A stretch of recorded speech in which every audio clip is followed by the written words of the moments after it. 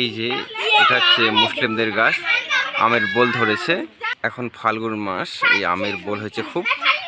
আর এখানে বাচ্চারা খেলছে।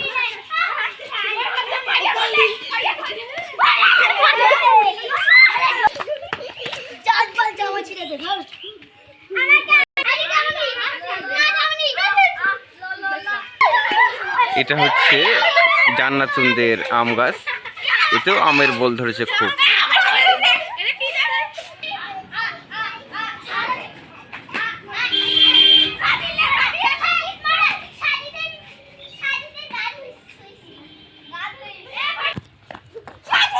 আর আজ হচ্ছে অষ্টম রোজা, আমি রোজায় আছি, আমার পিছনে বাচ্চারা খেলছে।